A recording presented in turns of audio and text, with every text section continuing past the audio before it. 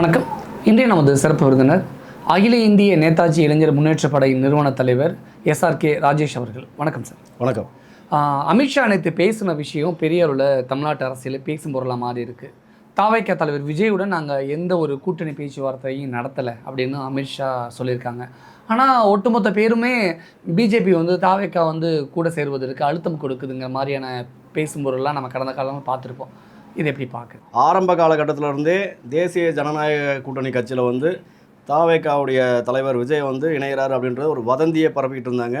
அது முற்றிலும் ஒரு பொய்யான ஒரு விஷயம். ஏன்னா அப்படி ஒரு சூழல், அப்படி ஒரு தகவல் இன்னமும் தேசிய ஜனநாயக கூட்டணி கட்சியில் தலைமையிலேருந்து எந்த ஒரு அறிவிப்பும் வந்தது கிடையாது.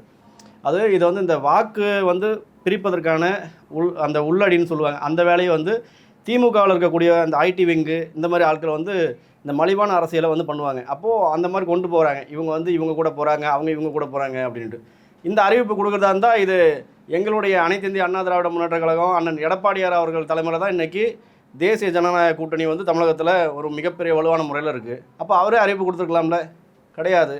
ஏன்னா கூட்டணிக்கு யார் வந்தாலும் ஏற்றுக்கிடுவோம் அப்படின்னு சொன்னாங்களே தவிர்த்து தாவேக்கா தலைவர் விஜய் நாங்கள் அழுத்தம் கொடுக்குறோம், அவர் என் கூட தான் சேரணும் அப்படின்றதெல்லாம் கிடையாது. ஏன்னா இந்த அனைத்து இந்திய அண்ணா திராவிட முன்னேற்ற கழகம் பொறுத்த வரைக்கும் ஜனநாயக முறைப்படி எல்லாருக்குமே சம உரிமை கொடுக்காங்க. அப்போது அந்த வகையில் விருப்பம் இருக்கக்கூடிய கட்சிகள் இணையலாம் அப்படின்ற வார்த்தை தான் பயன்படுத்துகிறாங்க தவிர்த்து வேறு எதுவும். ஆனால் 2-3 மாதங்களுக்கு முன்னாடி எடப்பாடி அவர்கள் பிரச்சாரத்தில் பேசும்பொழுது தாவேக்கா கொடி கூட்டத்தில் பறந்துச்சு. அதை பார்த்துட்டு கொடி பறக்குதுன்னு சந்தோஷம் இல்லை. அந்த விஷயம் பார்த்தீங்கன்னா அந்த அண்ணன் எடப்பாடியார் பேசும்போது அந்த பொதுக்கூட்டத்தில் தாவேக்கா தலைவருடைய விஜய் அவர்களுடைய கொடி அந்த நிர்வாகி பயன்படுத்தினாங்க. அந்த நிர்வாகி பயன்படுத்தி எங்களுடைய கட்சி இன்றைக்கி இந்த கரூர் துயர சம்பவத்தில் ரொம்ப அடிபட்டு நாங்கள் ரொம்ப வேதனையில் இருக்கோம், எங்களை மீட்டு கொண்டு வரதுக்கு ஒரு வலிமையான தலைவர் வேணும்.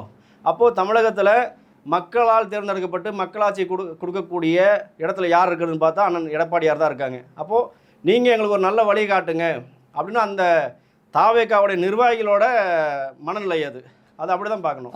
தொடக்க காலத்தில் விஜய் தாவேக்கா அதிமுகவோட கூட்டணி வைக்கணும் அப்படின்னு எடப்பாடி அவர்கள் எதிர்பார்த்தது உண்மை அப்படிங்கிற மாதிரி, பிற்காலத்தில் தாவேக்கா அதிமுக கூட்டணி தேவையில்லை அப்படிங்கிற மாதிரி இல்லை. பொதுவாகவே பார்த்துக்கிட்டோம்னா இன்றைக்கு சூழலில் எடுத்துக்கிட்டோம்னா தாவேக்கா கட்சி அனைத்து இந்திய அண்ணா திராவிட முன்னேற்ற கழகமாக இருக்கட்டும், இல்லை தேசிய ஜனநாயக கூட்டணியாக இருக்கட்டும், இதில் உள்ளே வந்தாங்கன்னா ஒரு பெரிய இடையூறுகளை தான் சந்திச்சிருக்கோம். ஏன்னா இவர்களால் இன்னும் இருக்கக்கூடிய உண்மையாக உழைக்கக்கூடிய தொண்டர்களாக இருக்கட்டும், மற்ற நிர்வாகிகளாக இருக்கட்டும், எல்லாருக்குமே ஒரு மன அதிருப்தி ஏற்படும். ஏன்னா நம்ம நிறைய அடுக்காக சொல்லிகிட்டே போகலாம் தாவேக்காவுடைய நிலைப்பாடுகளை.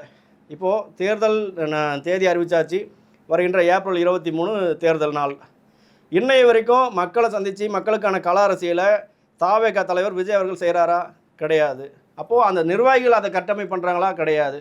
அந்த தாவேக்காவில் இருக்கக்கூடிய 2ஆம் கட்ட தலைவர்கள் பொறுப்பாக நம்மளுடைய கொள்கையை மக்களிடம் கொண்டு போய் சேர்க்கணும், நம்ம அரசியல் களத்துக்கு வரோம்னா என்ன செய்கிறோம், என்ன செயல்பாடு பண்ண போகிறோம், இதை தெளிவுபடுத்தணும்.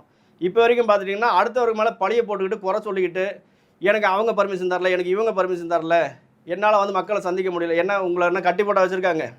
எல்லாரோட கேள்வி அதுதான். இன்றைக்கி அண்ணன் எடப்பாடியார் எடுத்துக்கிட்டோம்னா 85% சுற்றுப்பயணத்தை முடிச்சிட்டாரு. அவர் ஆரம்ப காலகட்டத்தில் மக்களை சந்திக்கிறாரு, மக்களுடைய குறைகளை கேட்குறாரு. இந்த அவலட்சணமான 5 ஆண்டுகளும் ஆட்சி செஞ்ச திராவிட முன்னேற்ற கழகத்துடைய பொய்யான வாக்குறுதிகளை அண்ணன் எடப்பாடியார் அவர்கள் எடுத்து கூறிக்கிட்டு இது போன்ற தீயவர்களை நம்பாதீங்க, இவங்க பின்னாடி மீண்டும் போயிட்டு விழுந்துடாதீங்க அப்படின்ட்டு விழிப்புணர்வு ஏற்படுத்திட்டு வர்றாரு. அதே மாதிரி நாங்கள் ஆட்சிக்கு வந்தோம்னா மக்களை எப்படி பாதுகாப்போம், மக்களுக்கான நலத்திட்டங்களை என்ன கொண்டு வருவோம், தமிழ்நாட்டோட வளர்ச்சிக்கு என்ன பண்ணுவோம் அப்படின்ற உண்மையான, ஏன்னா அதிமுகவை பொறுத்த வரைக்கும் சொல்கிற வாக்குறுதிகளை நிறைவேற்றுவது தான் அதிமுகவோட செயல்பாடு.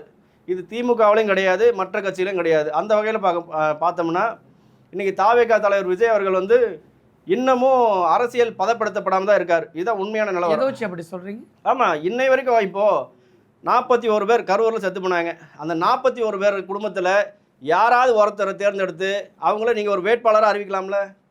அந்த குடும்பங்களுக்கு ஏதாவது ஒரு நீங்கள் கொடுக்குற ஒரு மரியாதையாக கூட எடுத்துக்கலாம்ல? இன்னை வரைக்கும் அந்த பட்டியலில் ஏதாவது வந்திருக்கா? சும்மா சொல்ல விஜய்க்கு அறிவே இல்லை அப்படின்னு சொல்ல வரீங்களா? இல்லை, ஓப்பனாக அதுதான். ஒரு தலைமை பண்பு இருக்கக்கூடியவங்க தன்னை நம்பி வரக்கூடிய தொண்டர்களாக இருக்கட்டும், ரசிகர்களாக இருக்கட்டும், அவங்கள எப்படி வழிப்படுத்தணும், அவங்கள எப்படி பாதுகாக்கணும், இந்த வழிமுறையே தெரியாத ஒரு தலைவரை தலைவன் சொல்ல முடியாது, தற்கூரின்னு தான் சொல்ல முடியும். அப்போ விஜயே தற்கூறிங்கிறீங்களா? உண்மை. எல்லாருமே விஜய் தொண்டர்களை தான் தற்கூறிங்கிறாங்க. விஜயே வந்து ஒரு முக்கிய விஜய் அந்த தாவேக்காவில் மிகப்பெரிய தற்கூரினா விஜய் தான். அதுக்கப்புறம் தான் தொண்டர்கள். ஏன் இவ்வளவு கடுமையான விமர்சனம் விஜய்? இல்லை, கடுமையான விமர்சனத்தை கொடுக்குறோம்னா இன்னைக்கு நீங்கள் கள அரசியல்ன்றது 1% கூட நீங்கள் வந்தது கிடையாது. என்ன நீங்கள் தமிழக மக்களுக்காக செய்கிறீங்க? இல்லை உங்களுடைய தொண்டர்களுக்கு என்ன ஒரு நல்ல வழிகாட்டு முறையை சொல்லிக் கொடுக்குறீங்க? இப்போது தாவேக்கால இருக்கக்கூடிய 2ஆம் கட்ட தலைவர்கள் எடுத்துக்கிட்டுங்க. இந்த லாட்ரி ஊழல் அந்த ஆதவர்ஜனாவை பார்த்தீங்கன்னா தாவேக்கா கட்சியை வளர்க்குறதுக்கான செயல்பாடில் இருக்காரா, ஒட்டுமொத்தமாக தாவேக்காவை இழுத்து பூட்டு போகிறதுக்கான வேலை செய்கிறாரான்றது தாவேக்காவுடைய தலைவர் விஜய் தெரிஞ்சுக்கிடணும். ஏன் ஆதவர்ஜனா மதி இப்படி ஒரு அலிகேஷன்? ஆமாம், இப்போது ஒரு தலைமைன்னு ஒன்று இருக்குங்க. இப்போது ஒரு உதாரணத்துக்கு சொல்கிறேன். அனைத்து இந்திய அண்ணா திராவிட முன்னேற்ற கழகம் இருக்குது. அதோட பொதுச் செயலாளர் அண்ணன் எடப்பாடியார் அவர்கள் கொடுக்கக்கூடிய தீர்ப்பு இறுதியான தீர்ப்பு. அவர் சொல்கிற வழிமுறை தான் மற்ற எம்எல்ஏவாக இருக்கட்டும், அமைச்சர்களாக இருக்கட்டும், கடைக்கோடி தொண்டர்கள் கூட அதை பின்பற்றுவாங்க. ஆனால் தாவேக்காவில் எடுத்துக்கிட்டோம்னா அந்த மாதிரி கிடையாது. தலைவரோட செயல்பாடும் சரி கிடையாது, தொண்டருடைய வழிமுறையும் சரி கிடையாது. அப்போ இப்படி ஒரு ஒரு ஒரு தேவையற்ற, அதான் நம்ம தமிழகத்துக்கு தேவையற்ற ஒரு கூட்டத்தை சேர்த்துக்கிட்டு இதனால் வந்து மக்களுக்கு நான் நல்லாட்சி கொடுப்பேன், நான் வந்தால் இலவசத்தை ஒழிப்பேன், ஊழலை ஒழிப்பேன்றீங்க. நீங்கள் திருச்செங்கோடில் உங்களுடைய கட்சியில் இருக்கக்கூடிய ஒரு நிர்வாகி, அவர் பேர் என்ன பேர், காமராஜோ என்னமோ ஒரு பேர், அருண்ராஜா என்னமோ ஒரு பேர் சம்திங், அவர் என்ன பண்ணார்? ஆமாம், அருண்ராஜ். அவருக்கு இந்த ப்ரெஸ் மீட் கொடுக்க தெரியாது. ஆனால் ப்ரெஸ் மீட்டில் அவர் தான் வச்சு பேச விடுவாங்க. இந்த ஊழல் ஒழிக்கிறேன், இலவசத்தை தவிர்க்கிறேன்னு சொல்லிட்டு நீங்களே பரிசு பொருள் அருண்ராஜோட போட்ட பரிசு பொருட்கள் திருச்செங்கோடு பகுதி நாமக்கல் மாவட்டத்தில் நிறையா பிடிச்சாங்க. அப்போ நீங்கள் தான் வந்து ஊழல் ஒழிக்க வந்தவங்களா? இல்லை மக்களுக்கு இலவசம் வேணான்னு சொன்னீங்களே. இந்த படத்தில் வீரவசனம் கொடுத்துட்டு டயலாக் பேசிட்டு இதையே வந்து ரியாலிட்டியிலும் கொண்டு வரணும்னு நினைக்கிறாரு தாவேகா தலைவர் விஜய். அது வந்து தமிழகத்தில் எடுபடாது. ஏன்னா தமிழக அரசியல் களம் என்பது மக்களை நேருக்கு நேராக சந்திக்க வேண்டும், மக்களை சந்தித்து அவர்களோட குறையை கேட்க வேண்டும். அப்போ தான் மக்கள் ஏற்றுக்கிடுவாங்க அப்படின்றத உண்மையான கருத்து. இப்போ நீங்கள் விஜய் மீது அடுக்கடுக்கான குற்றச்சாட்டுகள் வச்சிங்க, அதெல்லாம் டிபேட்டுக்குள்ள உள்ளான விஷயங்கள், அது ஒரு பக்கம் இருக்கட்டும். இன்னொரு பக்கத்தில் அமித்ஷா அவர்கள் பேசும்பொழுது என்டிஏ கூட்டணியில் விஜய் வந்தால் எங்களுக்கு அது பாதகமாக போயிடும் அப்படிங்கிறாரு. அதை புரிஞ்சிக்கவே முடியல. இல்லை, அவர் உள்துறை அமைச்சர் மதிப்புக்குரிய அமித்ஷாஜி அவர்கள் சொல்லக்கூடிய விஷயமும் வந்து ஏற்புடையது. ஏன்னா ஒரு விஜய் என்டிஏக்குள்ளே வந்தால் என்ன பாதகம்னு கேட்குறேன். ஏங்க இப்போது விஜய் வந்து என்டிஏ கூட்டணிக்குள்ளே வரார் அப்படின்னு வச்சுக்கிட்டாலுமே இவங்க வந்து நேராக குதிச்சா நான் நேராக பிரதமராக தான் குதிப்பேன், இல்லை நேராக சிஎம்மாக தான் குதிப்பேன் அப்படின்ட்டு ஒரு கோட்பாடுகளை முன்னெடுத்து கொண்டு வராங்க. இது தமிழக அரசியலில் ஏற்புடையது கிடையாது. முதல்ல கள அரசியல் செஞ்சு கள ஆய்வு பண்ணி நம்ம மக்களோட மக்களாக இணக்கமாக இருக்கணும். அப்போ தான் நீங்கள் அந்த மக்களுக்கு தேவையான என்னென்ன விஷயங்களில் பின்தங்கியிருக்காங்க. இன்றைக்கி விஜய் கூட தாவேகா தலைவர் விஜய் கூட இருக்கக்கூடிய நிர்வாகிகளை எடுத்துக்கோங்க. நிர்வாகிகள்லாம் சொல்ல முடியாது, எல்லாம் ரசிகர் தான். அவர்களை அப்படியே ஒரு போர்வையை போற்றி இவங்க எல்லாம் தாவேகாவோடைய நிர்வாகிகள் அப்படின்றாங்க. இந்த நிர்வாகிகளோட தொடர் மரணம் ஏற்படுது. இதை கட்டுப்படுத்த முடியுதா விஜய் அவர்களால்? முடியலல்ல. அப்புறம் உங்கள்கிட்ட என்ன ஆளுமை திறன் இருக்குது? இதுதான் எங்களுடைய கேள்வி. உன்னை நம்பி வந்து உன்னைய பார்க்க வர ஒரே காரணத்துக்காக செத்து போயிடுறான். அவனுக்கு முறையான ஒரு பாதுகாப்பு கொடுக்க முடியல. நீங்கள் சொகுசாக வாகனத்தில் வரீங்க, ஏசிலே இருக்கீங்க, இருந்துட்டு ஒரு 10 நிமிஷமோ 20 நிமிஷம் உங்களோட ஸ்பீச்சை முடிச்சுட்டு கிளம்பி போயிடுறீங்க. வந்து கால் கடக்க காலையில் 5 மணிலேருந்து நைட்டு 10 மணி வரையும் இருக்கக்கூடிய தொண்டர்களோட பாதுகாப்பு உறுதி செய்யப்பட்டுள்ளதா? அது யார் பார்க்கணும்? நீங்கள் தான் உங்களுடைய 2ஆம் கட்ட தலைவர்களுக்கு அறிவுரை பண்ணணும். நம்மளுடைய கூட்டத்தில் இந்த மாதிரி எந்த ஒரு அசம்பாவிதம் நடக்கக்கூடாது, நிர்வாகிகள் யாரும் பாதிக்கப்படக்கூடாது அப்படின்னு சொல்லிட்டு. அதே மாதிரி ஒரு ஒழுங்குமுறை என்பது தாவேக்கால கிடையாது. இப்போ நிறையா காணொலியில் எடுத்துக்கிடலாம். அந்த தாவேக்காவில் வந்து நாங்கள் வந்து அண்ணன் விஜய் ஏற்றுக்கிட்டோம், விஜய் வந்து அடுத்த முதல்வர்ன்றக்கூடிய சில தற்குறிகள், நாங்கள் அக்காவாக இருப்போம், தங்கச்சியாக இருப்போம், ஏன் கட்டின பொண்டாட்டியாக இருப்போம் அப்படின்றாங்க. இது மாதிரி மனநிலை பிறவு ஏற்பட்டவர்களை எப்படி நம்ம வந்து அவங்கள ஏற்றுக்கிட்டு ஒரு அரசியலில் வந்து கொண்டு போக முடியும்? ஆனால் விஜய் அதை கண்டிக்கலை. இது வரைக்கும் விஜய் வந்து இந்த மாதிரி அவதூறுகள் வரக்கூடிய விஷயங்களை ஏதாவது ஒன்று நிர்வாகிகளுக்கு, மற்றவங்களுக்கு யாருக்கும் சொல்ல தேவை, நீங்கள் நாட்டை திருத்த தேவையில்ல, உங்களோட நிர்வாகியை திருத்தத்துக்கான ஒரு முன்னெடுப்பு இந்த வரைக்கும் பண்ணியிருக்காரா? கிடையாது. சும்மா நான் பெண்களுக்கு பாதுகாப்பு, நான் பெண்கள் பாதுகாப்பில் உறுதியாக இருக்கேன் அப்படின்னு சொல்லக்கூடிய தற்கூரி விஜய் அவர்கள் இங்கே நாங்குநேரியில் ஒரு 17 வயசு பிள்ளை பாலியல் வன்கொடுமையால் பாதிக்கப்பட்டு கொலை செய்யப்படுறாங்க. அப்போது உங்களுடைய தாவேகா தலைவர் விஜய் ஏன் கண்டனம் தெரிவிக்கலை? ஏன் பாதிக்கப்பட்ட அந்த பிள்ளையை போய் பார்க்கல? அது மட்டும் இல்லை, தொடர்ச்சியாக இன்றைக்கி தென் தமிழகத்திலேருந்து வட தமிழகம் முழுவதுமே இந்த பாலியல் குற்றங்கள், பெண்களுக்கு அநீதியான நிறைய குற்ற செயல்கள் நடைபெறுது. அப்போ இதுக்கெல்லாம் ஏன் நீங்கள் பொங்க மாட்டீங்க? அப்போ உங்களுக்கு தேவைன்னா மட்டும் பொங்குவீங்களோ? இப்போ உங்களுடைய மனநிலையை நாங்கள் எப்படி புரிஞ்சுக்கிறது? நீங்கள் என்ன விஜய்க்கு மனநிலை சரியில்லைன்னு சொல்ல வரீங்க? எல்லாமே இப்போது நான் என்ன சொல்கிறேன், ஒரு தலைவன் சரியாக இருந்தால் மட்டும்தான் அவர் வழி நடத்த கொண்டு இருக்கக்கூடிய அமைப்பாக இருக்கட்டும், அரசியல் கட்சிகளாக இருக்கட்டும், சரியான முறையில் பயன்பட முடியும். விஜய் சரியா இல்லையா? விஜய் வந்து எந்த விதத்தில்? ஏங்க சரிங்க, நாங்கள் வந்து விஜய் சரியாக இருக்காரா இல்லையான்னு சொல்ல வரல. விஜய் வந்து ஏன் ஈவினிங் 6 மணிக்கு மேலே நிர்வாகிகளை சந்திக்க மாட்டாரு? ஏன் தெரியலையே, அவரை கேளுங்க. உங்களுக்கு தெரியும்ல, நீங்கள் சொல்லுங்க. இல்லை, எங்களுக்கு தெரியும்னா இப்போ எங்களை கூப்பிடுங்க, ஒரு போராட்டமோ ஆர்ப்பாட்டமோ இல்லை மக்கள் சந்திப்போ 24 மணி நேரம் எப்போ கொடுத்தாலுமே நாங்கள் போய் நிற்போம். விஜய் 6 மணிக்கு மேலே ஏன் யாரையும் சந்திக்க மாட்டேங்கிறாரு? என்ன காரணம் தெரியல. அதில் காரணம்னு பார்த்தீங்கன்னா சொல்லுங்க. அவரால் வந்து ஸ்டெடியாக இருக்க முடியாது அப்படின்றது காரணமாக எடுத்துக்கலாம். அவரால் ஸ்டெடியாக இருக்க முடியாது அப்படின்னா விஜய் குடிப்பாருன்னு சொல்ல வரீங்களா? இல்லை, அப்படிதான். இதுதான் அர்த்தமா? ஏங்க, படத்துலேயே நான் சிகரெட் அடிக்கிறேன், தண்ணி அடிக்கிறேன்னு காட்டிக்கிட்டு நடிக்கிறவங்க நீங்கள் நிஜ வாழ்க்கையில் இருக்க மாட்டீங்களா? அப்போ படத்தில் கொண்டு வரத்தானே நீங்கள் ரியல் லைஃப்பில் கொண்டு வருவீங்க. ஏர்போர்ட்டில் ஆதவ சரக்கு பாட்டிலோட மாட்டினாருங்கிறதுக்காக விஜய்க்கு தான் அந்த சரக்கு. ஆதவ அர்ஜுனா யாரு? விஜயோட பர்சனலாக இருக்கக்கூடியவர். அப்போ அவர் சரக்கு பாட்டில் எடுத்துகிட்டு போகிறாருன்னா விஜய் என்ன வாட்டர் கிளாஸு, சிப்ஸு, ஊறுகாய் எடுத்துகிட்டு போகிறாரா? இது எப்படி குடிப்பாருன்னு? குடிப்பாருங்க. நீங்கள் அவரை வேணுமுனே அசிங்கப்படுத்துறீங்க. இது வந்து வேணுமுனே நாங்கள் வந்து அசிங்கப்படுத்தணும், ஒருத்தர் வந்து தரம் தாழ்த்தணுன்றதெல்லாம் எங்களுடைய விமர்சனம் கிடையாது. நாங்கள் சொல்கிறது என்னென்னா, தலைமை பண்புக்கு வரக்கூடியவர்கள் நம்ம முதல்ல சரியாக இருக்கணும். நம்மளை திருத்திக்கிட்டால் மட்டும்தான் நம்ம மக்களை வந்து நம்ம திருத்த முடியும். அது விஜயோட தனிப்பட்ட விஷயம் தானே. திரிஷா விஷயமா இருக்கட்டும், இல்லை அவர் குடிக்கிறாரு குடிக்கல என்னமோ பண்ணுறாரு, 6 மணிக்கு மேலே அவர் என்னமோ பண்ணிட்டு போகிறார், தனிப்பட்ட விஷயம் தானே.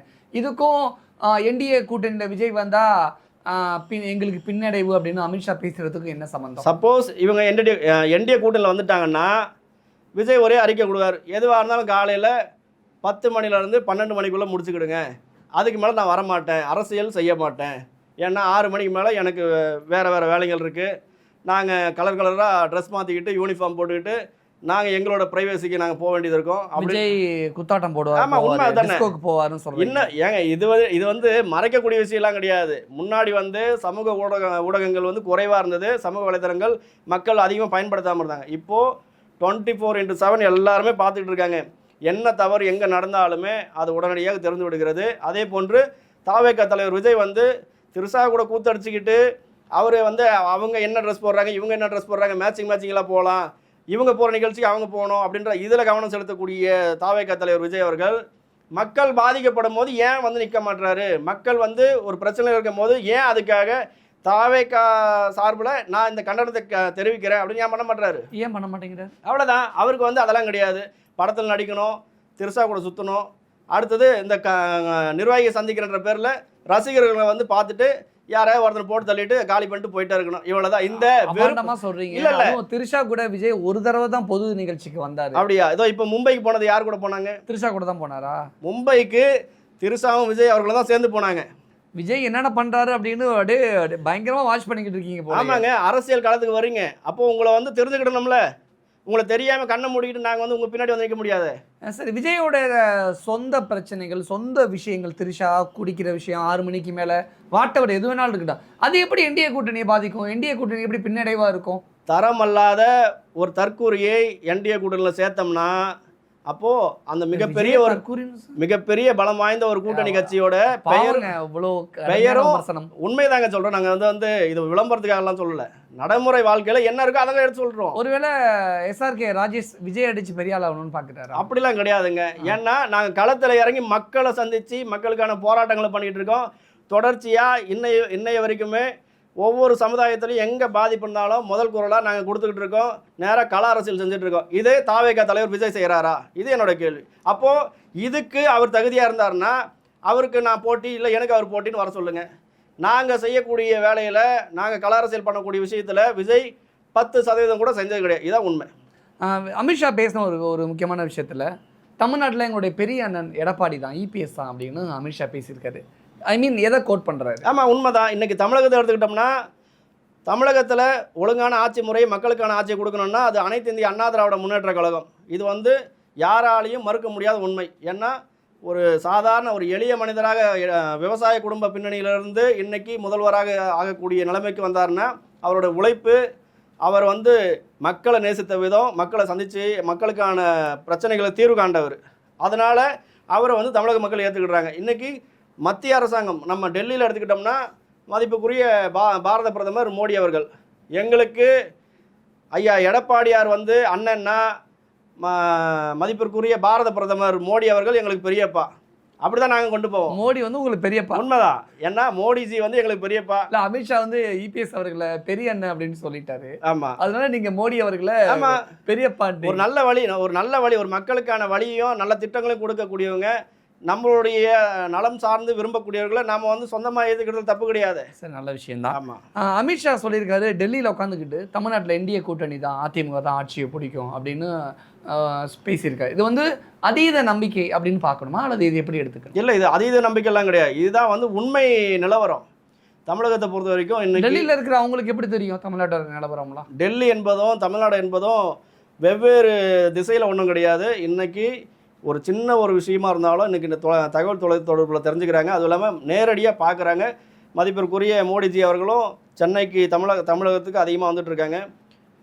அமித்ஷா அவர்களும் வந்துட்டுருக்காங்க. எல்லாருமே இப்போ டெல்லியில் இருக்கக்கூடிய முக்கிய தலைவர்கள் எல்லாருமே தொடர்ச்சியாக தமிழகம் வராங்க. இங்கே இருக்கக்கூடிய தமிழக தலைவர்களும் டெல்லிக்கு சென்றுருக்காங்க. அப்போது இங்கே ஒன்றா தான் இணக்கமான ஒரு அரசியல் நிலைப்பாடு தான் கொண்டு போயிட்டுருக்காங்க. அதனால் வந்து இதில் மாற்று கருத்து என்பது கிடையாது. தமிழகத்தை பொறுத்த வரைக்கும் இந்த போலியான விளம்பரங்களை கொண்டுட்டு வந்து நாங்கள் நல்லாட்சி கொடுப்போம், மக்களுக்கான ஆட்சி கொடுப்போம், இப்படி போலி அரசியல்வாதிகளை களையெடுக்கும் காலம் இது. வருகின்ற ஏப்ரல் 23 சட்டமன்ற தேர்தலில் வந்து அனைவரும் மக்கள் தெளிவாக சிந்திச்சிருக்காங்க. தமிழகத்தை ஆள வேண்டும் என்றால், தமிழகம் தலை நிமிர வேண்டும் என்றால் அண்ணன் எடப்பாடியார் அவர்களுக்கு வாக்களிப்பாங்க. தேசிய ஜனநாயக கூட்டணி கட்சி மிகப்பெரிய வெற்றி வாய்ப்பை ஏற்படும் என்பதை இந்த நேரத்தில் தெரிவிப்படுத்திக்கிறோம். நிறைய விஷயங்கள் முன் வச்சிருக்கீங்க. தேர்தலுக்கு இன்னும் 1 மாதம் கூட இல்லை. அடுத்தடுத்து என்ன நடக்க போகுது அப்படிங்கிற நம்ம பொறுத்திருந்து பார்க்கலாம். நிறைய விஷயம் ஷேர் பண்ணிக்கிட்டீங்க. நன்றி.